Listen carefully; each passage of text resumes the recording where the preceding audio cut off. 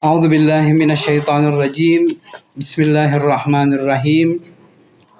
السلام عليك يا أبا عبد الله وعلى الأرواح التي حلت بفنائك.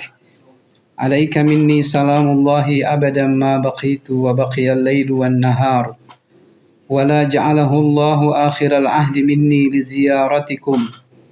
السلام على الحسين وعلى علي بن الحسين وعلى أولاد الحسين وعلى أصحاب الحسين ورحمة الله وبركاته. رب اشرح لي صدري ويسر لي أمري واحلل عقدة من لساني يفقه قولي. رب أدخلني مدخل صدق وأخرجني مخرج صدق واجعل لي من لدنك سلطانا نصيرا. Pertama-tama marilah kita panjatkan puji syukur atas kehadirat Allah Subhanahu wa Ta'ala, yang mana pada kesempatan malam hari ini kita masih diberikan kesehatan, kesempatan, dan nikmat umur panjang, sehingga dapatlah kita menghadiri majelis duka Aba Abdullah Al-Husain ini walaupun dalam keadaan online. Semoga apa yang kita laksanakan hari ini menjadi bekal kita di hadapan Allah Subhanahu wa Ta'ala. Salawat beserta salam senantiasa kita kirimkan ke haribaan junjungan kita Nabi besar Muhammad sallallahu alaihi wasallam beserta para keluarga dan ahlul baitnya sekalian. Ikhwani wa akhwati yang dirahmati Allah. Tentunya puji syukur, alhamdulillah kita ucapkan karena pada bulan Muharram kali ini kita masih diberikan kesempatan untuk bertemu dengan bulan Muharram sekali lagi, bertemu dengan majelis-majelis duka Aba Abdillah sekali lagi, mengambil pelajaran dari Aba Abdillah Al-Husain sekali lagi. Dan tentunya bulan Muharram kali ini berbeda dengan bulan-bulan Muharram sebelumnya, karena Muharram kali ini kita banyak kehilangan orang-orang yang berjasa kepada Islam. Kita banyak kehilangan jenderal, kita banyak kehilangan tokoh-tokoh yang mengabdikan dirinya untuk membela Islam. Kita bahkan kehilangan rahbar kita Sayyid Ali Khamenei yang selama hidupnya diabadikan untuk memperjuangkan nilai-nilai Islam. Semoga Allah mengumpulkan kita semua dengan para syuhada, khususnya para syuhada Karbala dan syuhada-syuhada yang akhir-akhir ini telah meninggalkan kita semua. Ikhwani wa akhwati yang dirahmati Allah. Sekali lagi, menghadiri majelis duka Aba Abdullah Al-Husain adalah sebuah bentuk nikmat yang sangat besar sekali. Karena banyak orang yang belum mendapatkan kenikmatan besar ini. Mungkin banyak orang seumur hidupnya tidak pernah mendengarkan kata-kata Karbala, tidak pernah tersentuh hatinya atau menangis ketika Aba Abdullah Al-Husain disebut. Kita yang hadir di tempat ini tentunya harus betul-betul bersyukur karena kita dipilih oleh Allah Subhanahu wa Ta'ala mendapatkan tiket untuk masuk surga lewat kecintaan kita kepada Aba Abdullah Al-Husain.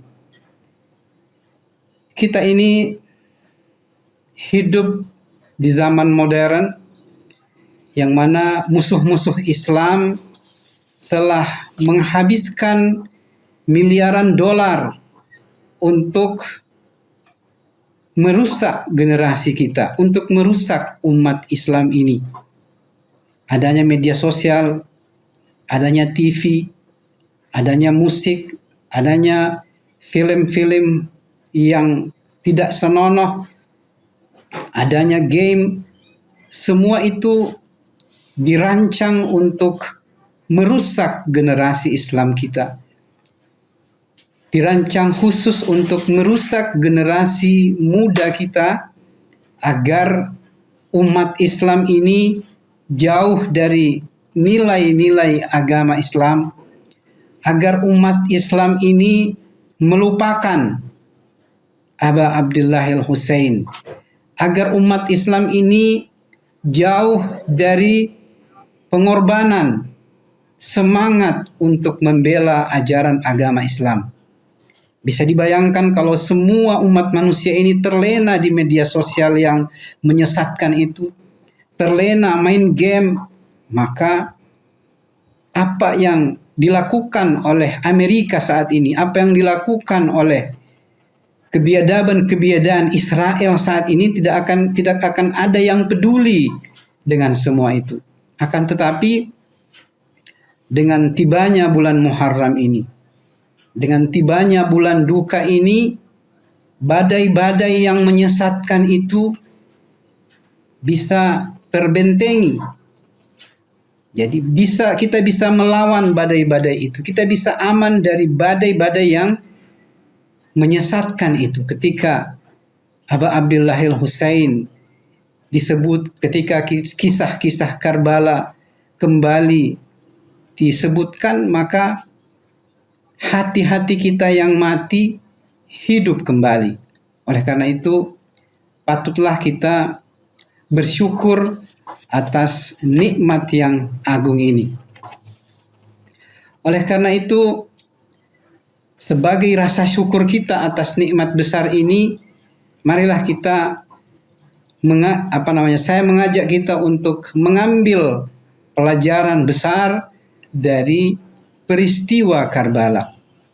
Karena target dari pembahasan kita malam ini bukan air mata, akan tetapi bagaimana kita bisa tersadarkan kembali. Kita bisa menjadi orang-orang yang mau menepati janji-janji kita kepada Allah Subhanahu wa taala.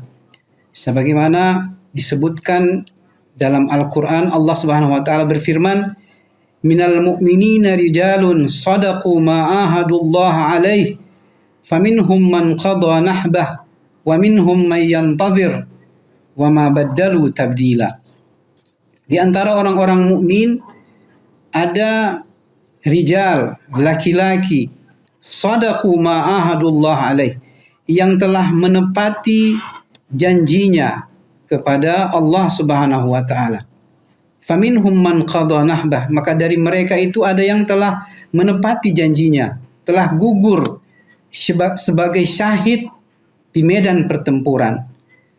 Wa minhum man yantazir, dan dari mereka ada pula orang-orang yang masih menunggu giliran untuk syahid.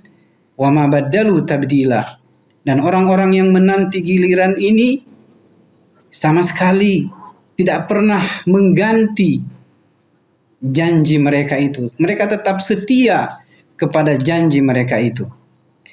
Ikhwani wa akhwati yang dirahmati Allah, minimal ada dua kelompok orang yang diisyarahkan oleh ayat ini. Kelompok pertama adalah man qada nahbah, orang-orang yang telah menunaikan nazarnya, telah menunaikan janjinya. Adalah orang-orang yang telah gugur di medan perang, gugur di medan pertempuran sebagai syahid. Dan kelompok yang kedua adalah man yantazir, orang-orang yang menunggu giliran. Orang-orang yang menunggu giliran ini, menurut penjelasan ayat ini, adalah orang-orang yang sampai akhir hayatnya, sampai ajal menjemput mereka, sampai kesyahidan menjemput mereka, mereka tidak akan pernah merubah janji setia itu. Mereka akan tetap bersama orang-orang yang berjuang di jalan Allah. Nah, apa yang membuat seseorang itu rela mengorbankan nyawanya? Tentunya yang membuat mereka itu rela mengorbankan segala harta dan nyawanya adalah keyakinan mereka, iman mereka. Oleh karena itu, pada kesempatan kali ini kita akan membahas sebuah tema, yaitu falsafah kesyahidan antara Karbala dan perlawanan kontemporer. Mengapa Karbala? Maksudnya dari falsafah syahadat adalah hakikat kesyahidan. Kita akan berbicara tentang apa itu kesyahidan. Kemudian dalam tema ini juga ada Karbala. Kenapa Karbala? Karena Karbala adalah bukti nyata. Karbala itu bukan hanya sekedar dongeng, tapi betul-betul terbukti orang-orang yang berjuang bersama Aba Abdullah Al-Husain di padang Karbala adalah orang-orang yang telah menunaikan janji setia mereka kepada Allah Subhanahu wa taala. Dan mengapa kontemporer? Karena kita bisa melihat saat ini orang-orang yang atau saudara-saudara kita yang berada di Lebanon, berada di Gaza, di Iran, di Irak, di Yaman, saat ini betul-betul mereka adalah orang-orang yang man yantazir, orang-orang yang menanti giliran untuk meraih kesyahidan. Nah, bagi seorang mukmin,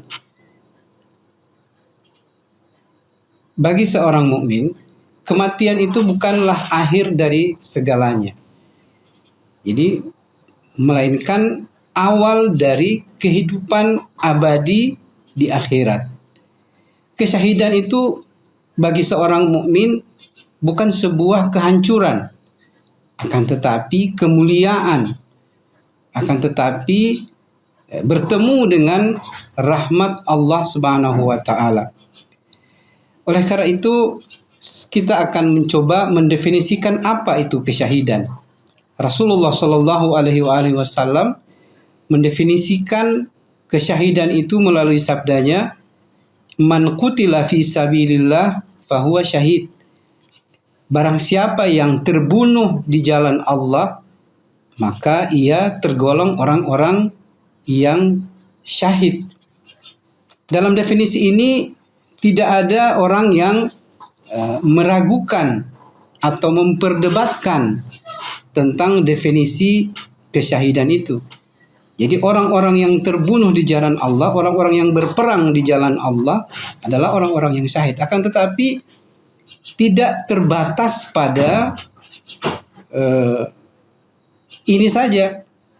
Jadi orang-orang seperti kita ini yang tidak mendapat kesempatan berjihad di jalan Allah juga mendapatkan peluang untuk syahid, sebagaimana Nabi Shallallahu Alaihi Wasallam bersabda, "Man mata fi sabilillah fahuwa syahid." Barang siapa yang meninggal di jalan Allah, maka ia juga termasuk orang-orang yang syahid dan mendapatkan pahala kesyahidan. Misalnya, kalau kita membandingkan dua riwayat ini, yang pertama menggunakan kata kutilu, orang-orang yang terbunuh di jalan Allah, berarti ada orang musuh-musuh Allah yang membunuhnya sehingga ia meraih cawan syahadah, meneguk cawan syahadah, meraih predikat syahadah.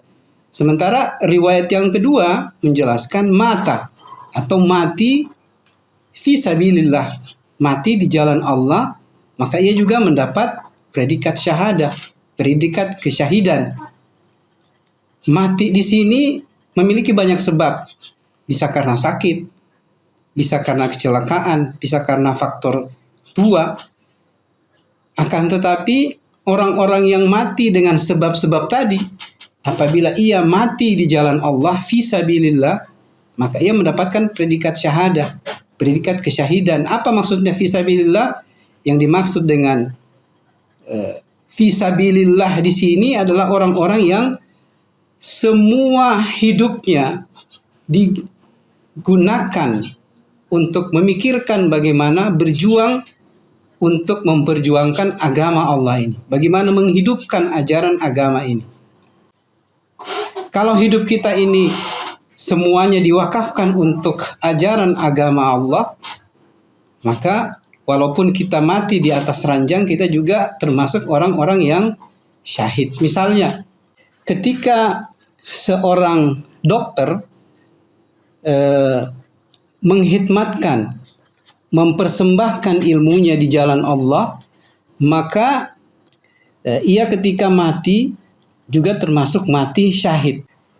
Jadi orang-orang yang juga mendapatkan predikat syahadat walaupun syahadah atau kesyahidan walaupun tidak di medan perang itu apabila semua hidupnya itu didedikasikan untuk menjaga agama Allah, memperjuangkan agama Allah, maka ia juga mati syahid seperti dokter yang saya sebutkan tadi, atau orang tua yang mendidik anaknya, menjaga anaknya untuk tidak bermaksiat, memperdulikan kehidupan anaknya agar betul-betul menjadi insan yang suci, menjaga kesuciannya. Maka ibu yang ketika meninggal itu di atas ranjangnya, dia juga termasuk orang-orang yang mati syahid. Ikhwani wa akhwati yang dirahmati Allah. Walaupun demikian, jadi kesyahidan itu walaupun bisa diraih bukan di medan perang, tapi Rasulullah Shallallahu Alaihi Wasallam memberikan penjelasan bahwa kesyahidan itu memiliki derajat. Rasul bersabda, "Afdalus syuhada alladzina yuqatiluna fis saffil awal fala yalfituna wujuhahum hatta yuqtalu." Jadi syahid yang paling utama adalah mereka yang bertempur di baris pertama, di garis terdepan peperangan, tidak memalingkan wajah mereka sampai mereka terbunuh. Nah, mengapa mereka begitu berani? Karena mereka tahu bahwa yang menanti mereka di seberang sana itu ada hal-hal yang indah yang telah dijanjikan oleh Allah Subhanahu wa taala. Mereka tahu bahwa kematian hanyalah pintu. Mereka juga mengetahui bahwa surga terbuka lebar untuk mereka. Mereka tahu bahwa Allah tersenyum melihat pengorbanan mereka. Coba kita bandingkan. Di dunia ini ada orang-orang yang berani mati demi uang. Misalnya perampok yang menerobos masuk rumah walaupun ia mengetahui bahwa polisi akan menangkapnya, tapi ia tetap berani masuk untuk merampok. Ada juga pengedar narkoba yang berani mati demi keuntungan. Jika mereka berani mati untuk kebatilan, mengapa kita tidak berani mati untuk kebenaran? Jika mereka berani mati untuk dunia yang fana ini, mengapa kita tidak berani mati untuk akhirat yang abadi? Jika mereka berani mati dalam keadaan dimurkai Allah, mengapa kita tidak berani mati dalam keadaan dicintai oleh Allah Subhanahu wa taala? Nah, inilah pertanyaan yang mesti kita renungkan. Dan para syuhada di baris pertama ini, mereka tidak bertanya apakah aku akan mati. Mereka sudah tahu jawabannya. Yang mereka tanyakan adalah dengan cara apakah aku akan mati. Jadi orang-orang yang beriman itu senantiasa bertanya bagaimana aku akan mati. Sebagaimana rahbar kita syahid senantiasa risau, senantiasa berdebar jantungnya ketika sudah di usia senja, belum juga mencapai kesyahidan. Sehingga beliau syahid kita, rahbar Sayyid Ali Khamenei, senantiasa berdoa, Allahumma rzuqna syahadata fi sabilik. Itu doa yang senantiasa dipanjatkan oleh rahbar kita. Demikian pula Syahid Qasim Sulaimani. Ketika di usianya yang memasuki 63 tahun, beliau mengunjungi para ulama. Di setiap ceramahnya beliau mengatakan, apakah aku ini bukan orang baik? Beliau risau kenapa sampai saat ini Syahid Qasim Sulaimani beliau tidak juga syahid gitu. Padahal beliau menghabiskan umurnya di medan pertempuran. Beliau menyaksikan telah banyak sahabat-sahabatnya yang syahid. Tapi nanti syahid pada usia yang senja ketika berada di Irak, dibom oleh Trump pada saat itu. Nah, pertanyaan berikutnya adalah, mengapa orang yang mati di jalan Allah itu disebut syahid? Apa rahasia di balik kesyahidan ini? Rasulullah SAW bersabda tentang para syuhada, yadhaku ilaihim rabbuhum. Ya, Tuhan tersenyum kepada mereka. Allah itu tersenyum kepada para syuhada. Jadi Allah Subhanahu wa taala ya tersenyum kepada hamba-hambanya yang syahid. Tentu ini bukan senyum makhluk. Ini adalah senyum atau rasa bahagia yang dipersembahkan oleh Allah Subhanahu wa taala kepada orang-orang yang rela mengorbankan jiwanya, mengorbankan nyawanya di jalan Allah. Sebagaimana Rasulullah sallallahu alaihi wasallam bersabda, "Fa idza dhahika rabbuka ila 'abdin fi mautinin fala hisaba alaih." Orang-orang yang ketika Allah tersenyum kepadanya, tersenyum kepada seorang hamba, fala hisaba alaih, maka tidak akan ada hisab atasnya. Sebagaimana kita ketahui bersama bahwa manusia banyak melakukan dosa, banyak melakukan kemaksiatan. Akan tetapi ketika kita mati dalam keadaan syahid, baik syahid hakiki maupun syahid majazi seperti yang kita telah bahas di awal tadi, maka kita tidak akan dihisab oleh Allah Subhanahu wa taala karena predikat syahid yang kita dapatkan. Ikhwani wa akhwati yang dirahmati Allah.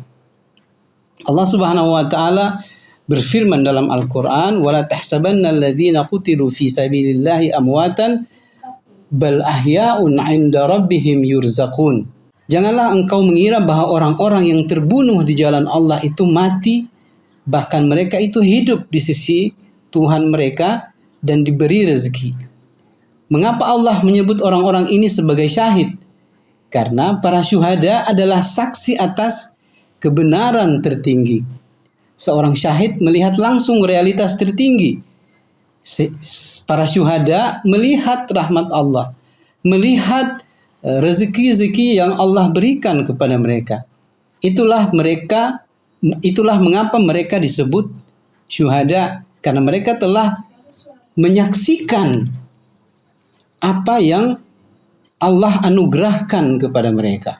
Itulah yang disebut dengan liqa Allah, pertemuan dengan Allah. Ikhwani wa akhwati yang dirahmati Allah. Ada pertanyaan yang kita akan jawab bersama. Apa yang membuat seorang mampu mencapai derajat syahadah? Dalam kesempatan kali ini dengan waktu yang tersisa yang sedikit lagi, ada 4 pilar atau 4 hal yang apabila kita lakukan, kita akan mendapatkan predikat syahadah atau kesyahidan dari Allah Subhanahu wa taala. Yang pertama adalah iman kepada kebenaran. Seorang syahid itu apabila ia ragu, ia pasti tidak akan mau berjuang di jalan Allah. Jadi ketika seseorang ragu apakah ia berada di jalan Allah atau tidak, maka ia akan takut menghadapi kematian. Karena di kepalanya akan muncul pertanyaan, bagaimana kalau aku salah gitu ya? Bagaimana kalau semua ini omong kosong? Bagaimana kalau aku mati sia-sia? Ya. Keraguan ini membuat kita itu takut akan kematian, takut akan kesyahidan. Ketika Imam Husain alaihissalatu wassalam dalam perjalanan dari Mekah menuju Kufah, beliau mendapatkan ilham tentang kesyahidannya. Bukan sekedar firasat, bukan sekedar mimpi biasa. Beliau melihat dengan mata hatinya apa yang akan terjadi. Maka beliau senantiasa membaca istirja, innalillah wa inna ilaihi rajiun. Kemudian Ali Akbar bertanya, ya abati, alasna alal haq, wahai ayahku, bukankah kita di atas kebenaran? Imam Husain dengan air mata menjawab, bala walladzi ilaihi marji'ul ibad. Demi Allah yang tempat kembalinya seluruh hamba, kita berada pada kebenaran. Maka Ali Akbar menjawab, fa inna idzan la nubali an namuta muhaqqiqin. Kalau begitu kita tidak peduli meskipun kita ini mati dalam keadaan benar. Jadi Ali Akbar tidak menjawab kita tidak takut, tapi kita tidak peduli. Jawaban kita tidak peduli ini adalah jawaban yang lebih besar daripada hanya sekedar jawaban kita tidak takut mati. Karena mereka berada pada keyakinan. Jadi pilar pertama yang apabila kita memilikinya, kita akan meraih kesyahidan adalah keyakinan akan kebenaran. Yang kedua, pilar kedua adalah pandangan kita tentang dunia. Mengapa orang yang ketika diajak berjihad dia merasa berat? Betapa berat keyakinannya untuk melangkah. Ya, Allah sendiri yang menanyakan hal ini dalam Al-Quran. Allah SWT berfirman, ya ayyuhalladzina amanu malakum idza qila lakum infiru fi sabilillah athaqaltum ilal ard. Wahai orang-orang yang beriman, mengapa apabila dikatakan kepadamu berangkatlah untuk berjihad di jalan Allah, kamu merasa berat dan terpaku di bumi? Mengapa? Karena mereka mencintai dunia. Dunia melekat pada hati mereka. Setiap kali mereka mencoba melepaskan diri, kulit mereka terkelupas dan terasa sakit. Jadi dunia itu menempel di hati mereka sebagaimana lem super yang melemper pada kulit. Ketika dicabut, ketika dipisahkan, kulit kita menjadi sobek. Oleh karena itu Imam Ali alaihissalatu wassalam bersabda, takhaffafu talhaku. Oleh karena itu ringankanlah langkah kalian, ringankanlah diri kalian, maka niscaya kalian akan sampai. Sebab para syuhada itu telah meninggalkan semua beban dunia, beban harta, beban jabatan, beban keluarga, beban reputasi, semua itu telah dilepaskan oleh para syuhada sehingga mereka sampai kepada derajat itu. Nah, apa saja beban yang membuat kita berat untuk berjihad? Mungkin kita masih terlalu mencintai mobil baru kita. Mungkin kita masih terlalu bahagia dengan rumah mewah kita. Mungkin kita masih terlalu sibuk dengan karir yang menjanjikan. Semua itulah yang menjadi lumpur yang menghambat kita untuk sampai kepada derajat kesyahidan. Pilar yang ketiga adalah memahami kematian secara benar. Jadi kalau kita telah memahami hakikat kematian, maka kita tidak akan pernah ragu untuk menjemput yang namanya kesyahidan. Imam Husain alaihissalatu wassalam bersabda, la aral mauta illa kantarah. Jadi aku tidak melihat kematian kecuali sebagai sebuah jembatan. Jadi kematian ini adalah jembatan bagi kita. Jembatan dari mana mau kemana? Ya, jembatan dari kehidupan yang rendah, kehidupan yang fana, kehidupan yang penuh penderitaan ini menuju kehidupan yang abadi, menuju kehidupan yang dipenuhi kenikmatan di sisi Allah. Oleh karena itu, kalau kita menganggap dunia ini ya, atau kematian ini sebagai jembatan, maka kita tidak akan pernah takut dari kematian. Imam Husain alaihi salatu wassalam bersabda, "Inni mushtaqun ila liqa'illah kama ishtaqa Ya'qub ila liqa'i Yusuf." Jadi menurut Imam Husain, sesungguhnya kerinduanku untuk berjumpa dengan Allah, maksudnya kematian, seperti kerinduan Yakub untuk berjumpa dengan Yusuf. Jadi Imam Husain mengatakan bahwa kerinduan kepada Allah melebihi itu semua. Maka tidak heran jika Imam Ali pernah bersabda, "Demi Allah, sungguh anak-anaknya Abu Talib lebih akrab dengan kematian daripada seorang bayi dengan puting susu ibunya." Jadi anak-anak Abu Talib ini merindukan namanya kematian. Bagi mereka kematian itu adalah lebih manis daripada madu. Dan pilar yang keempat atau pilar yang terakhir untuk kita mendapatkan kesyahidan adalah kita harus memahami bahwa kebutuhan Islam akan pengorbanan. Jadi agama ini tidak akan dijaga hanya dengan doa dan puasa. Ya. Agama ini butuh pengorbanan, agama ini butuh darah. Ya. Bukan darah yang membinasakan, tapi darah yang menghidupkan. Seperti air yang menyirami tanaman yang layu. Tanpa darah, Islam akan mati. Ya, Islam akan punah. Imam Ali alaihissalatu wassalam pernah bersabda, "Faradallahul jihad izzan lil Islam." Allah mewajibkan jihad untuk memuliakan Islam.